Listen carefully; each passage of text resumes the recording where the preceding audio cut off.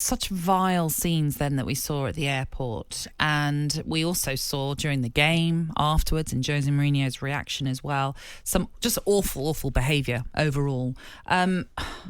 Where do we start to try and, well, first of all, what should happen, do you think, with what we saw on the pitch, what we saw with Jose Mourinho? What should be the implications of all of this? Well, I think what the FA's done recently, in fairness to them, looking from a domestic point of view, is looking at this points deduction. Yeah. And we lobbied the FA for a long time for this points deduction, and we were a bit disappointed that it started at step 7. And we believe that this sort of behaviour should involve points deduction.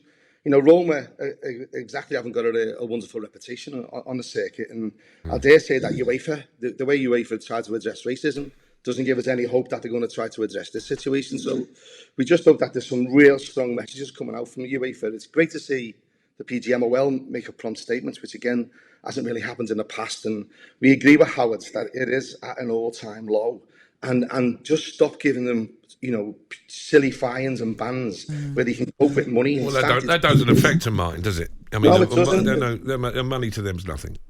No, you're right, Razor, and why are we just doing the same old thing year after year? It's escalating, it's getting worse. Yeah. You're seeing what's happened in the Premier League. You know, we call for like having this respectful distance. It seems to be a considered game plan by those teams to get in the refs and match officials' faces. It is. I think, Martin, trust me, I was no angel on the football pitch, but I think the trend is, now, if it goes wrong, it's a referee's fault. If I, you know, I used to get booked, sent off, blah, blah, blah.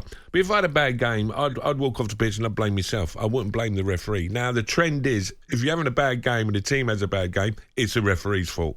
That's the trend. Have you seen the change in that?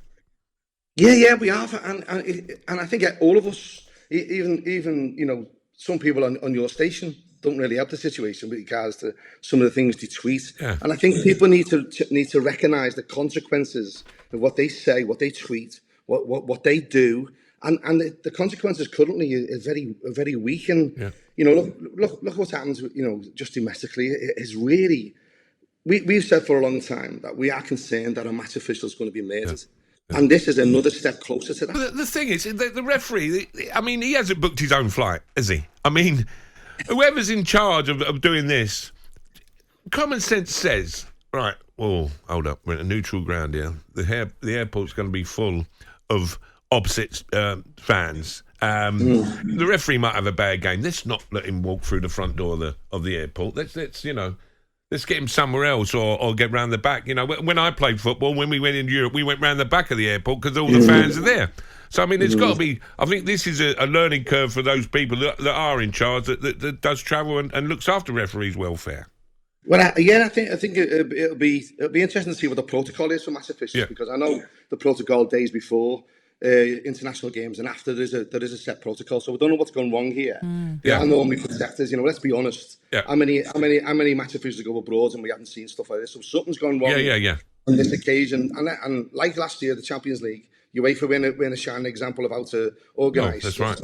So again, I'm just not hopeful that they're going to do anything. And I think we've said before, Razor, and it'd be interesting to see what your point is on this. The LMA and the PFA never say anything. No, when they see these behaviours by their members. So what's the LMA for? What's the PFA for? What's the international body for these managers? Well, they're meant to be their voice. They're meant to be helping their voice. You know, and what's their code of conduct for their behaviour? It's like a free for all, and the consequences are that this behaviour is reflected when children are refereeing the game. And that's what I'm going to mind. Grassroots football. I mean, why would you want to start off as a young lad, 16, 17-year-old lad? Why would you want to become a referee and go into becoming a professional referee when you see scenes like this? You wouldn't want to do it.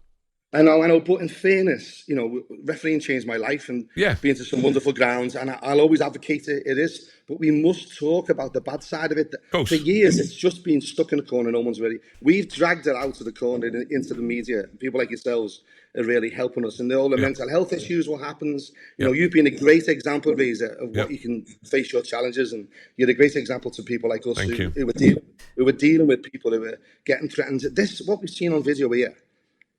It's probably every week at grassroots level football. Oh yes, I've seen it myself, and I've had to walk away. There's no doubt. Martin, there's no doubt there's been a failure of duty of care here to Anthony Taylor at the airport. That, without a shadow of a doubt, we can all be in agreement on that. With what we've seen of Jose Mourinho afterwards and his rant and his questioning of the integrity of Anthony Taylor, do you feel that has led to this, what we've seen now at the airport? Has that led to these awful scenes? And what should happen? What should be the penalty that we're seeing? Because as Razor's pointed out, a fine like whatever small fine it will end up being, it is nothing to someone like Jose Mourinho. He's a multi-millionaire. So are you advocating that we should be having a ban for a lengthy period of time, for example? Absolutely, and Jose Mourinho needs to take a big chunk of responsibility for this. And many managers across the world who do similar don't realise there's consequences here across the world. And first and foremost, it'd be nice to see him come out and see where he sits with this, as well as Roma. The silence is probably quite damning. I think we start to look at, taking him out of competitions, deducting points, doing something more than monetary and silly bans.